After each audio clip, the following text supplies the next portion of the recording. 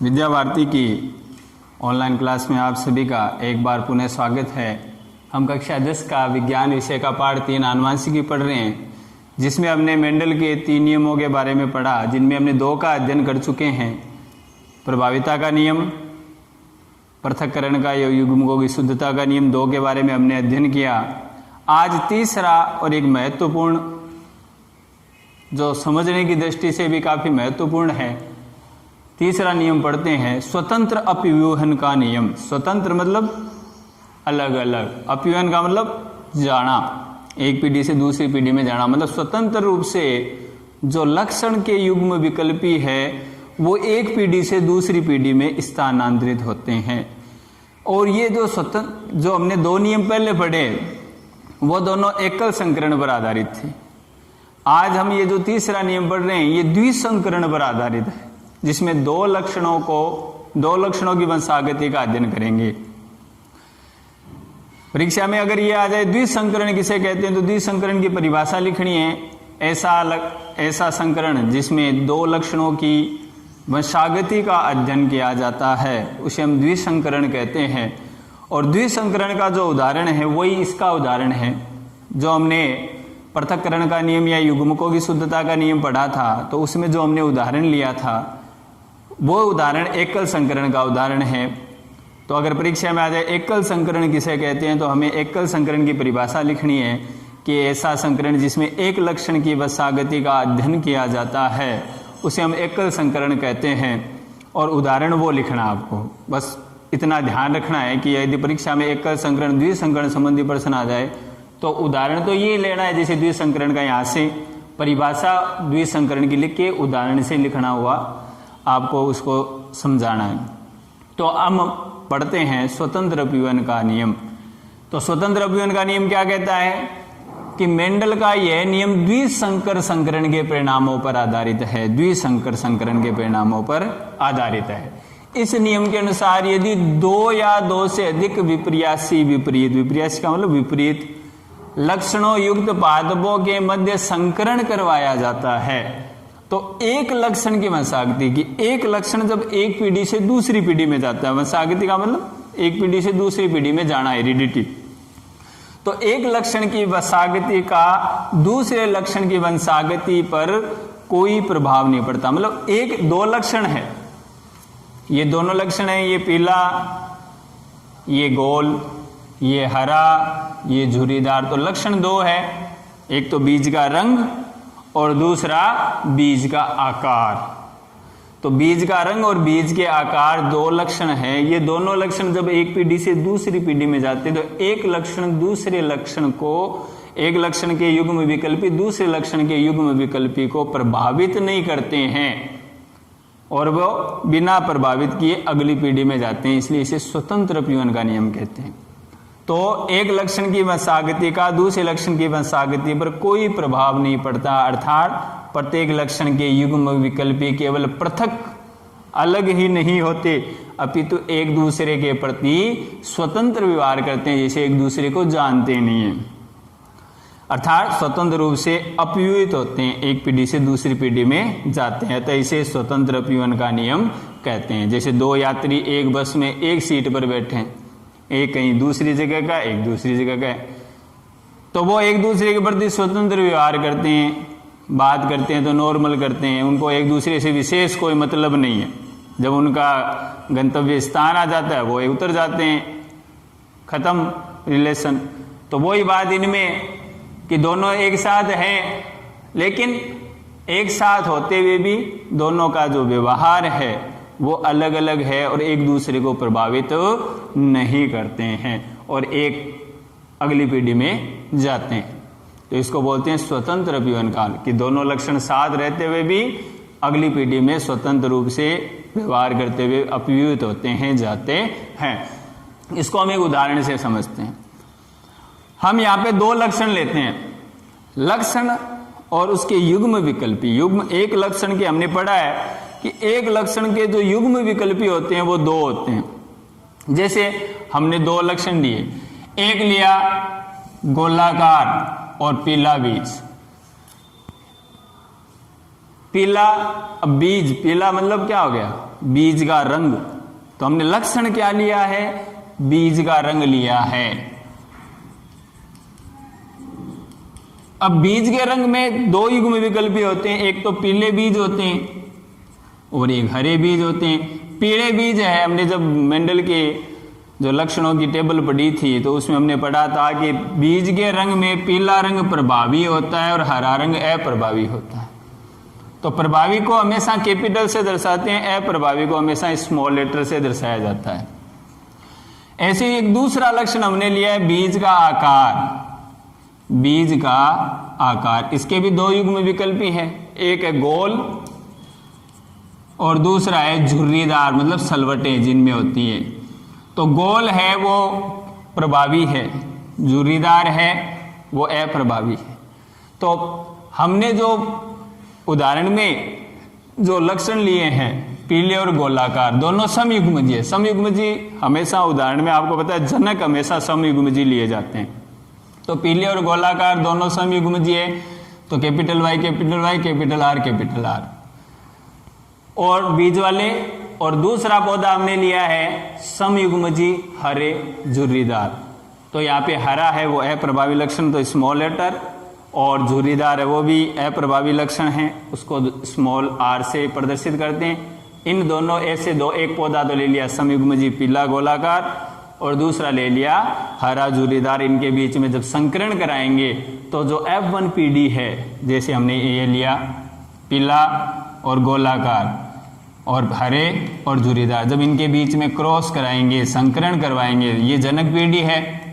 तो अगली पीढ़ी में जाते समय युग्म विकल्प भी अलग हो जाते हैं। तो YR दोनों जब एक जैसे हैं तो इनमें से एक एक लिया जाता है, वो ये एक अलग जाता है।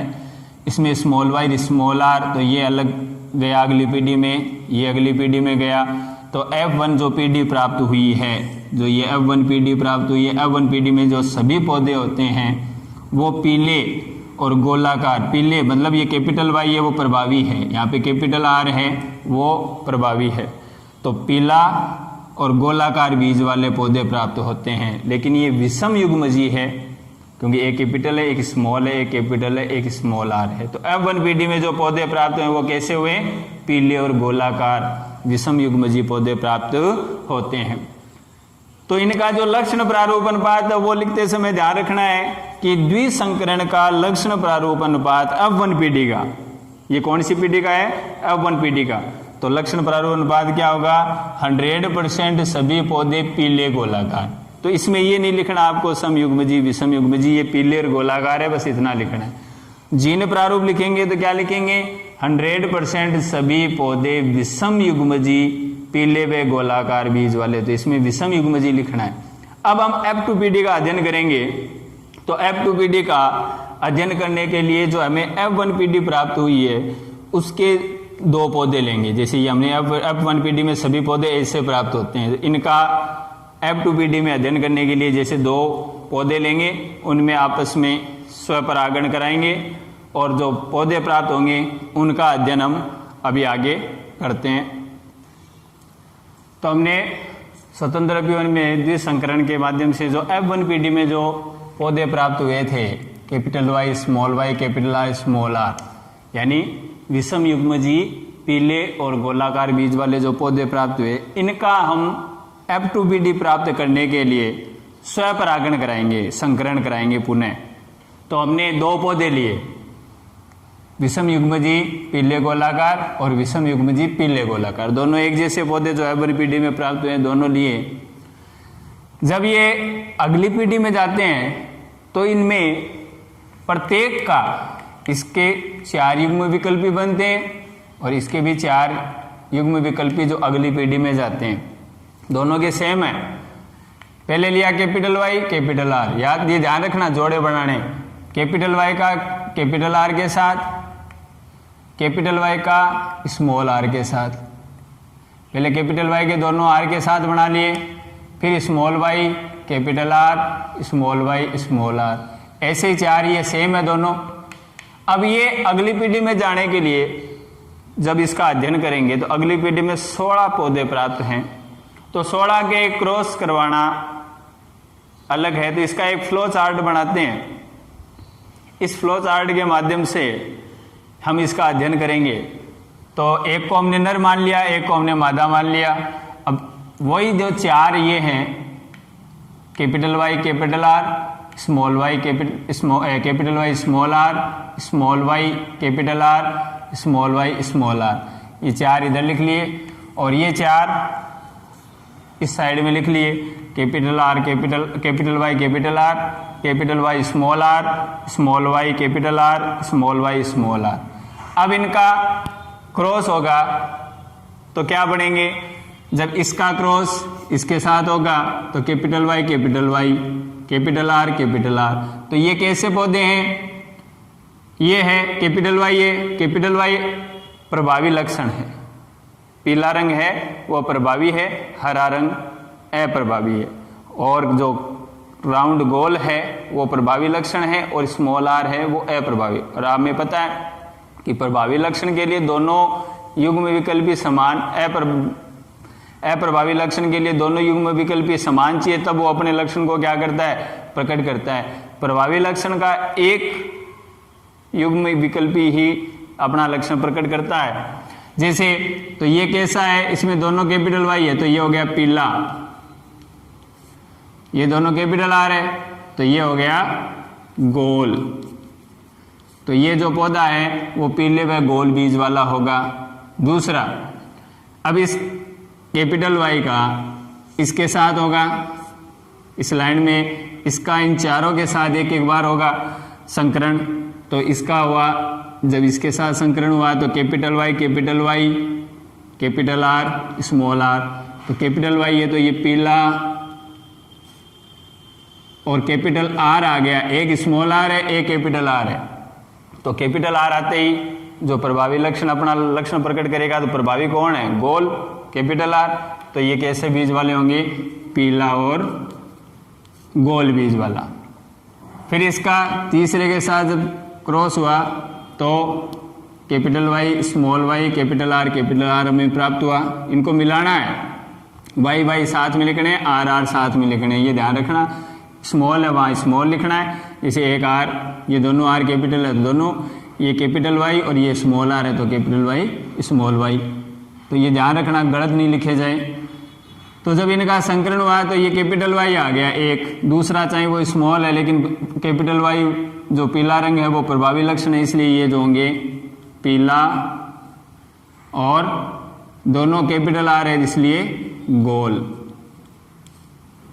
तो पीला और गोल, और ये चौथा जब इनको मिलाया तो हमें ये प्राप्त हुए। तो इसमें भी ये कैपिटल वाई है, एक कैपिटल आ गया तो ये भी पीला और गोल बीज वाला है। तो ये चारों हो गए। अब ऐसे ही दूसरी पंक्ति करेंगे तो हमें दूसरी पंक्ति में जब कैपिटल वाई स्मॉल आर को कैपिटल वाई कैपिटल आर से मिलाएंगे तो हमें ये प्राप्त होंगे। तो ये है पीला और गोल बीज वाला। ये कैपिटल वाई स्मॉल आर आया तो कैपिटल वाई पीला और दोनों स्मॉल आर हैं इसलिए अप्रभावी लक्षण आ गया तो ये हरा। ये capital Y capital R small R इसके साथ मिलाया तो ये हमें प्राप्त हुए। तो ये हो गया कैपिटल वाई कैपिटल आर तो पीला और गोल, ये पीला झुर्रीदार, क्योंकि दोनों स्मॉल आर आ गए इसलिए ये झुर्रीदार अप्रभावी लक्षण प्रदर्शित करेगा। इस प्रकार से इसको पहले इसके साथ फिर इसके साथ फिर इसके साथ फिर इसके साथ मिलाने पर हमें ये चार प्रकार के पौधे प्राप्त हुए, जिनमें सबसे पहला है पीला गोल, ये पीला गोल, ये दोनों स्मॉल वाई आ गए तो ये पीला नहीं होगा, ये कैसा होगा? हरा, क्योंकि दोनों स्मॉल वाई तो अप्रभावी लक्षण दोनों स्मॉल वाई आने पे प्रदर्शित होता है। तो ये हरा और गोल, फिर ये दोनों स्मॉल वाई है तो हरा और कैपिटल आर एक आ गया तो ये गोल, यानी प्रभावी लक्षण के लिए एक ही काफ़ी है प्रति। फिर ये तो ये कैपिटल वाई आ गया तो पीला और गोल, ये कैपिटल वाई, ये दोनों स्मॉल है, तो कैपिटल वाई आ गया, इसका मतलब पीला, और दोनों स्मॉल आर है तो ये झुर्रीदार। ये कैपिटल स्मॉल वाई आ गए तो हरा, और ये कैपिटल आर आ गया तो ये गोल।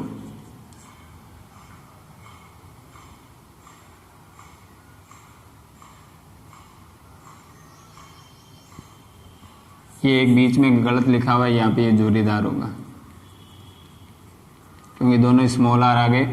लास्ट ये हरा, एक हरा और झुर्रीदार।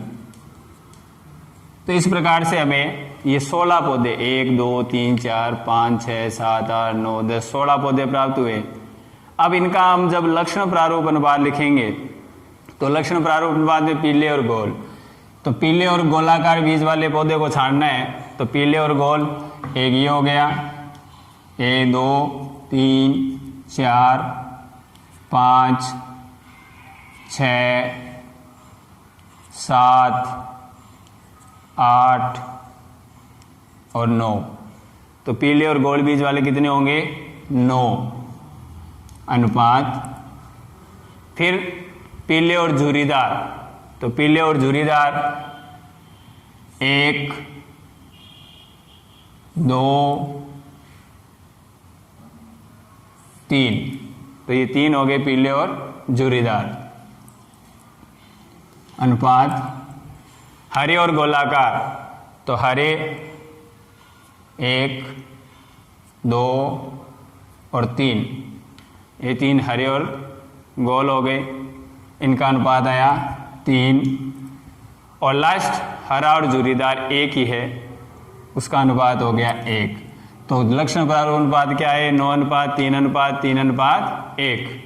तो परीक्षा में प्रश्न पूछा जाता है कि द्वि संकरण के लिए F2PD में लक्षण प्रारूप अनुपात लिखिए, तो आपको याद रखना है 9 अनुपात 3 अनुपात 3 अनुपात 1 प्राप्त होता है। अब जीन प्रारूप अनुपात, जीन प्रारूप अनुपात ऐसे खोजने में बहुत समय लग जाता है। इसके लिए एक ट्रिक है कि हमें किस प्रकार से लिखना, आपको वो ट्रिक याद रखनी है परीक्षा में अगर आए, क्योंकि याद नहीं रहते या खोजते हैं तो समय बहुत ज़्यादा लगता है। तो हमने 2 पौधे लिए हैं, कैपिटल आर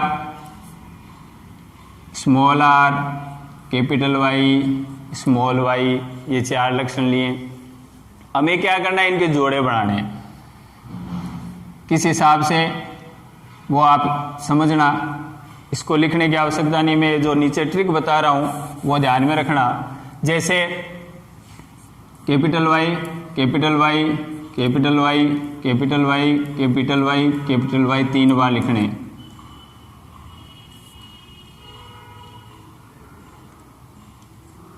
फिर दूसरी पंक्ति में थोड़ी सी जगह छोड़ के capital Y small Y, capital Y small Y, capital Y small Y लिखना है। पहली लाइन में दोनों कैपिटल, दूसरी में कैपिटल स्मॉल, और तीसरी में 3 बार दोनों स्मॉल लिखने, और अनुपात के निशान लगा देना इनके बीच में। अब आर लिखने, तो हमने कैपिटल वाई इस क्रम में लिखे हैं, तो आर हमें ऊपर से नीचे, तो capital R capital R capital R capital R capital R capital R, फिर capital R small R capital R small R capital R small R, फिर तीसरी पंक्ति में दोनों स्मॉल आर लिखने। तो ये 9 प्रकार के पौधे प्राप्त होते हैं जीन प्रारूप के अनुसार, जिनको हमने लिखा। ये इसमें 9 प्रकार के हैं। ऐसे आप खोजोगे तो आपको 9 प्रकार के लिख भी नहीं सकते, ट्रिक में है तो वो आप ये ध्यान में रहेंगे। अब इसका अनुपात भी आपको याद नहीं करना, उसका भी एक सीधा सा ट्रिक है। 121, चाहे 121 ऐसे लिख लेना, 121 ऊपर से नीचे लिख लेना, चाहे ऐसे लिख लेना। तो 121 242 और 143। 21। तो टोटल कितने हो गए? पहली पंक्ति में 1 + 2 3 4 5 6 4 10 11 12 13 14 15 16। तो आपको ध्यान में रखना है 121 242 121, और ऐसे देखो तो 121 242 121, बस ये ध्यान से लिखना।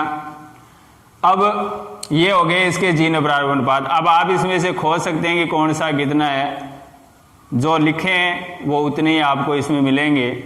आपको इसको याद, बस ये ट्रिक याद रखनी है और इसके अनुसार ही आपको जीर्ण प्रारंभ अनुपात लिखने, अन्यथा टाइम बहुत ज़्यादा लगता है। तो आपको ये स्वतंत्र अपव्यवन का नियम, चाहे आपको प्रश्न परीक्षा में चाहे द्विसंकरण से संबंधित पूछे, उदाहरण ये लिखना है, इसका लक्षण प्रारंभ अनुपात F2PD का 9:3:1 और जीर्ण प्रारंभ अनुपात ये प्राप्त होता है, जो आपको ध्यान में रखने हैं। अगले वीडियो में हम संकर पूर्वक संकरण के बारे में पढ़ेंगे, जो 2 प्रकार का होता है, और व्युत्क्रम संकरण के बारे में पढ़ेंगे। तब तक आप इसका सही ढंग से अध्ययन करें। धन्यवाद।